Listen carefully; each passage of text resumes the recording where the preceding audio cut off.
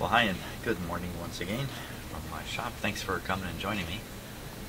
Things have gotten a little odd with this receiver.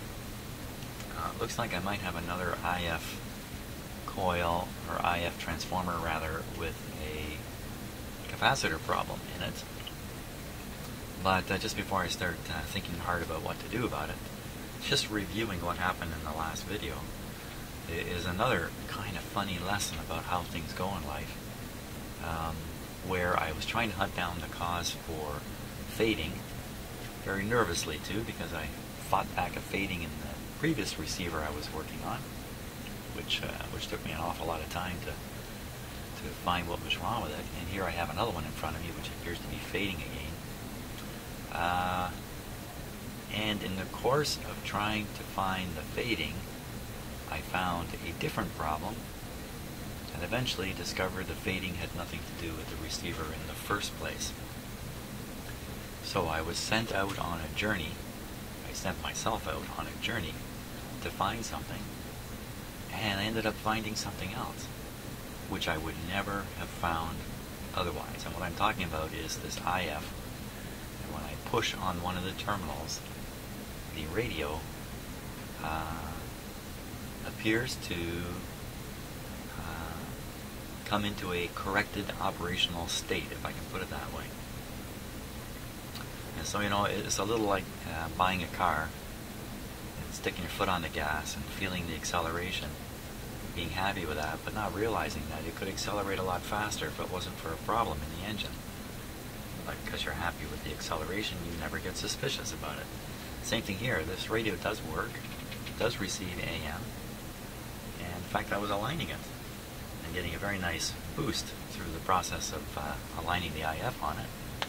Not in the least bit suspicious that it may be putting out half the signal strength it's really capable of, until I accidentally, literally accidentally, discovered something. Maybe I would have been better to have not discovered it in the first place. So I think that's just a curious thing about the way life goes. I think an awful lot of discoveries are made this way. You're looking for one thing and you find something else that's even more interesting. I think a lot of things are driven like that. So, what to do now? What to do? So I'm looking at a receiver here which on AM probably is working good enough. You just have to turn the volume up a little high to compensate for a loss of signal in the IF. This is what it looks like. And you wouldn't even know it. So, the repair of the problem is a little risky, a little involved. This would be number 4 of these I faced over the last couple of years. Number 3 being the Viking receiver, very similar to this, that I just repaired a little bit ago. I remember when I went ahead with doing the IF on the Viking, I was kicking myself in the rear the whole time saying, this isn't so bad. Now that had a lot to do with the style of integral capacitor that's built into the IF coil structure or coil form. The earlier ones I did were nightmares to try to work on. The Viking one was really easy to disable the inherent capacitor and put another one on it. So the question is, what about this one? Now, should I bother turning this on and repeating the test? I don't think so. I'm completely convinced. Completely convinced. So I can take that clip off. And let's take a little bit of a closer look here.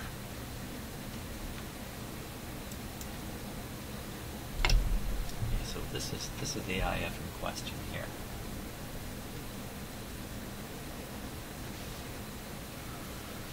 So I'm just looking at the number of connections on it. How hard it is to get those connections off. Looking at how the wires are twisted or connected to the terminals under the solder during the original manufacture. Wondering if I would want to just cut all these off and reattach them by shortening up, or do I really want to try to twist all these off, which is mechanical effort applied to these little terminals on a somewhat fragile IF transformer. And what I'm talking about is getting in there with a pair of pliers and a soldering iron, melting the solder, and then twisting away those wires. It's a little bit brutal. If I cut them off, resoldering them is, they're not going to be the best soldered connections because there won't be enough wire to really twist them back around the terminals. But those two resistors I can replace. Actually, the three of them, you can see 3 resistors in the shot there. Even the one I put in, I could also replace back. Let's see, there's a bare wire from on the right side there, coming from the tube. Get a pointer out. So there's this wire. There's another one down there, and even, you know what? They're all a bunch of bare wires. They're all a bunch of wires. There's this wire up here.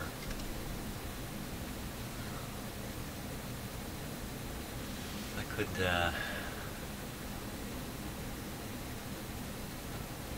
could even attach lead wires to the terminals, little short pieces, while I have the IF out, and then put it back in with these stubs of wires, and then twist those against the other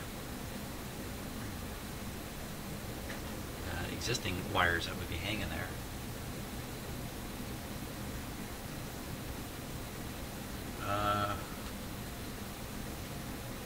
If I replace the wires entirely back to where they're coming from, then I've got the same problem of trying to remove them from the terminals, like this tube terminal here. Looks like this wire goes right through.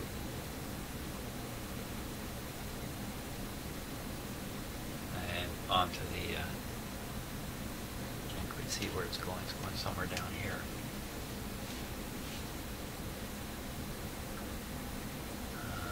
But if I cut it off and leave the stub, if I cut it here, whoops, don't cut it there, it's the wrong one. If I cut it here, likewise, cut all these off here. Then when I go to put this back in, I have stubs hanging out.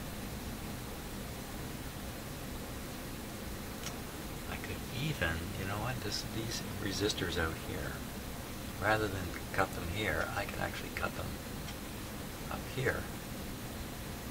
Have them come off, just pull them through, just leave them on the transformer terminals here, pull it all through the radio chassis. That's a little tricky, isn't it?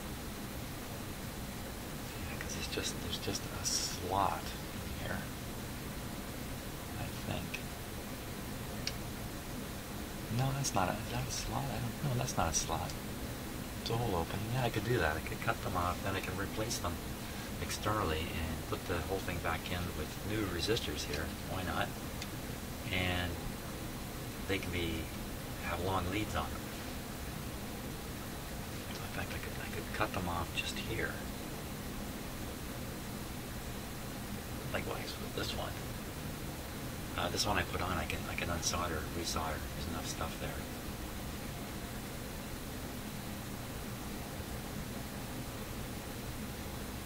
That's probably the way to go.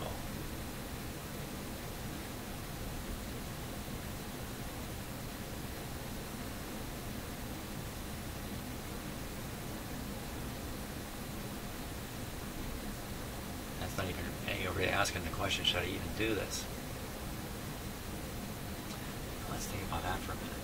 Should I even bother doing this? What is it that's happening that I push on that terminal and all of a sudden the radio comes to life? And what exactly is that terminal? I'm talking about this one right here. Oop. This one. What exactly is that terminal? Where? Let's get that straightened out. Let's get a little more facts on it. It's going to ground. Straight to ground.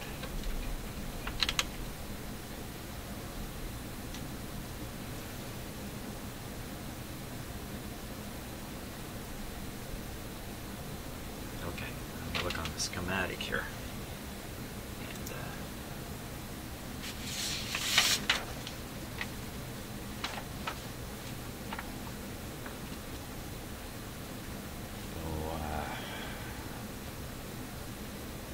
this is the where we're working.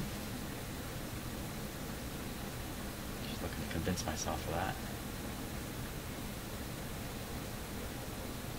No, we're working on this one.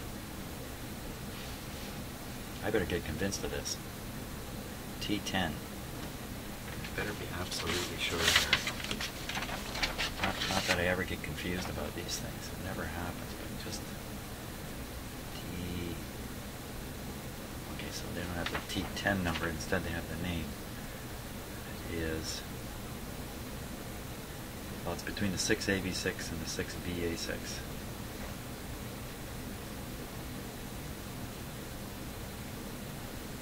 Probably the second AMIF. First AMIF.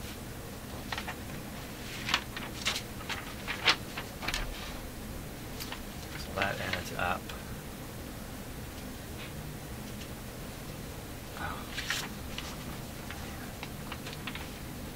Second AMIF. Okay, I think that adds up. Second AMIF. First AMIF. 5 terminals. There are 6 on the next one over.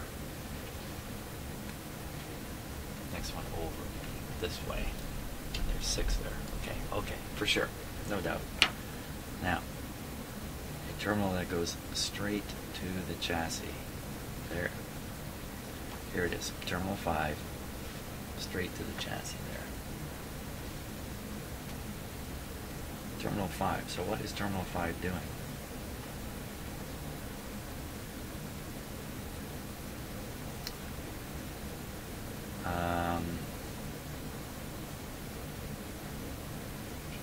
This is the tuned area. Why would you even have a capacitor shooting to ground there?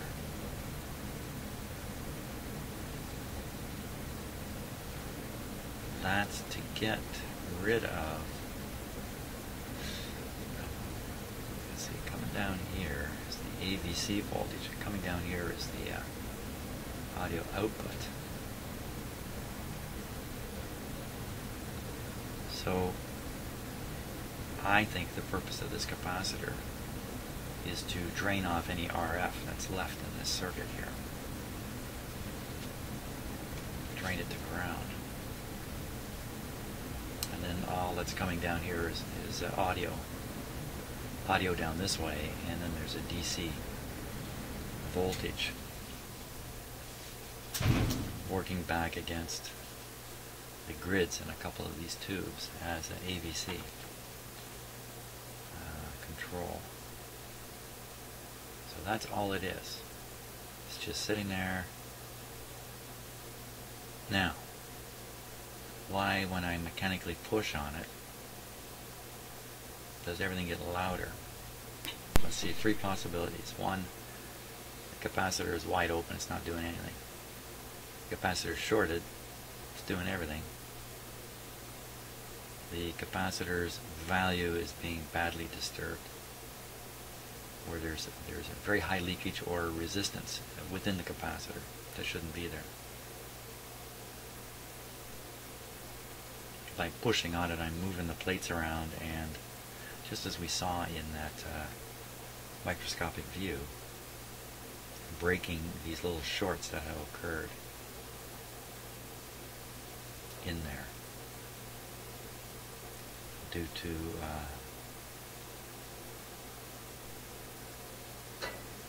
silver mica disease. I think sometimes I say mercury instead of silver, by the way.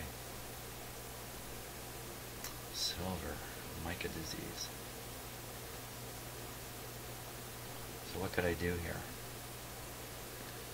Okay, so let's see. So the signal gets stronger. It must be that there's no resonance issue here. So I'm guessing what's going on here is that capacitor is shorted. And when I push on it, I break the short.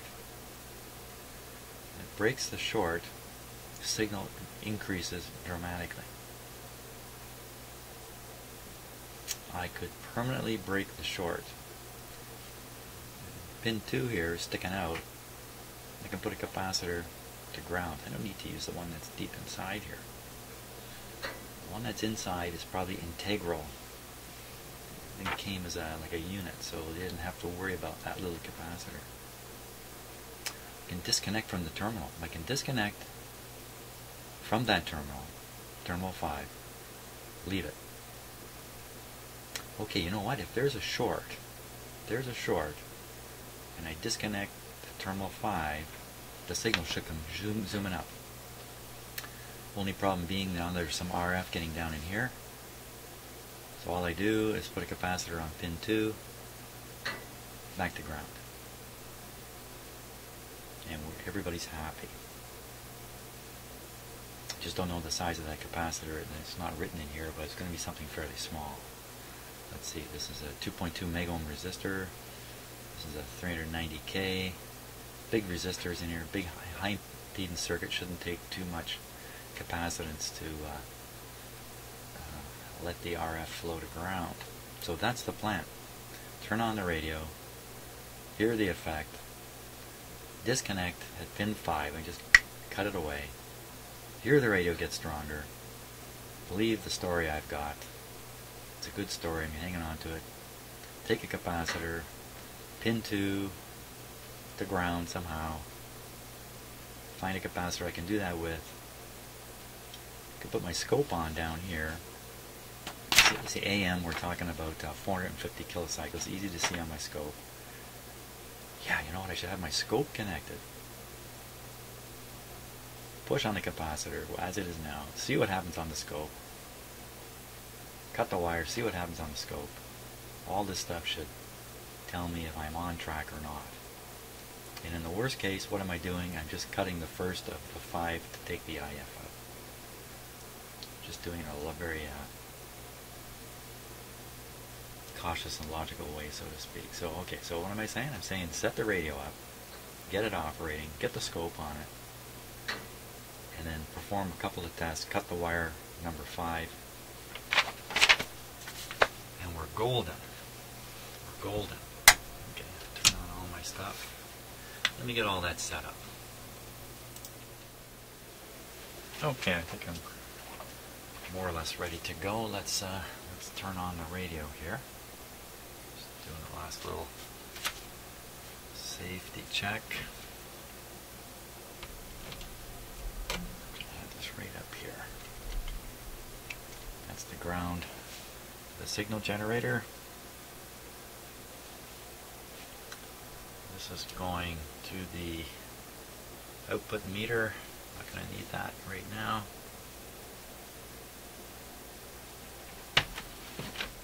Okay. Fire 1.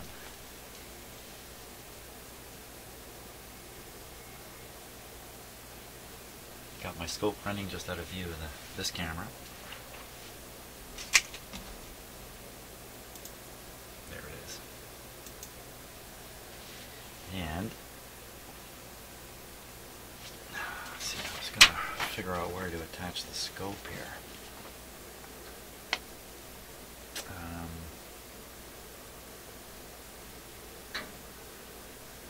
Well, I would say top of the 2.2. There,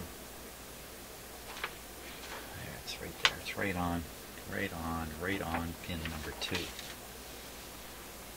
might cause some effects here. Not really want. Full power on the radio. I do hear it.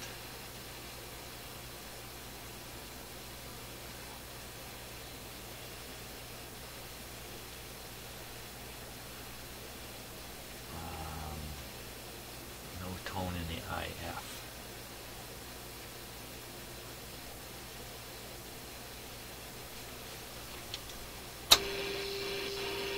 Here we are.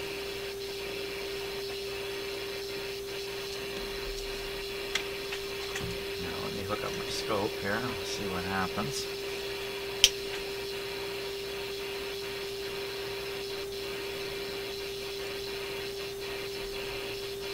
Excellent.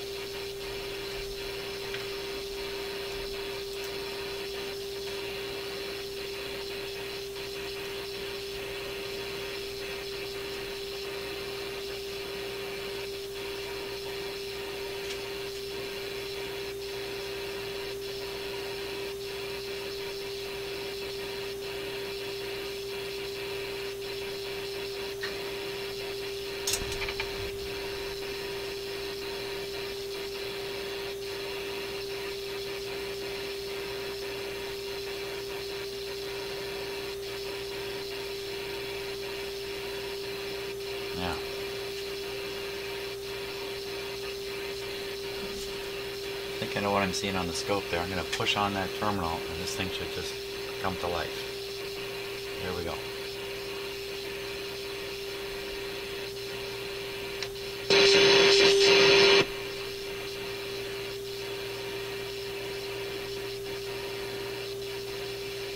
Now, you would really hope this to be a pretty clean audio signal here. Let me go on the other side of the resistor. Which one? The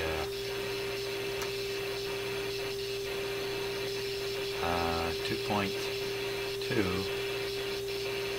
Other side of the 2.2, we shouldn't really see all this high frequency stuff.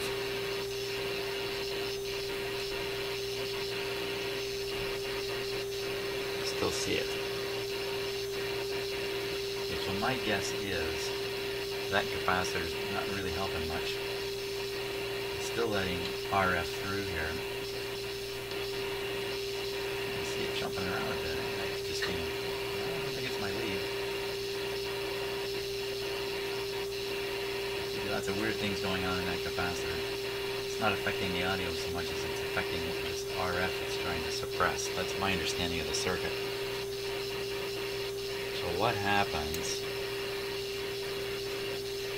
now if I cut the lead on pin 5? You should see the capacitors are dead. You won't see much change here, except it's going to get louder. It's going to get much louder. Yeah, we will see a lot of change. It's going to be hard. It's going to be hard to discern the audio change from the RF effect.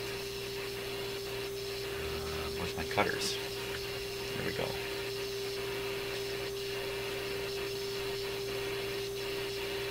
Maybe I'm going to, I'll two screen this. Yeah, give me a chance here. I'll set this up for 2 screens.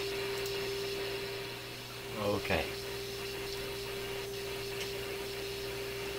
So my expectation is when I cut this wire, it'll be the same effect as pushing on that terminal. We'll get a sudden increase in the output. I turned on the sensitivity on my scope here. But this display, see, you really can't see the audio in here. Well, let's just cut it and see. Stop thinking. Start doing here. Here we go. Everything's fading out right now. I think I shorted that out there for a second.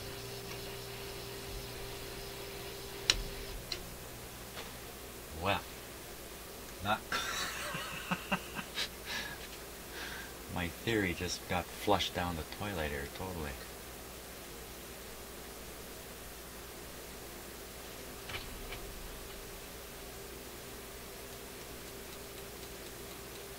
Complete theory failure. Okay, now with the radio like this, I can still hear it very faintly. I can hear the 400 hertz tone. I'm going to push on that terminal.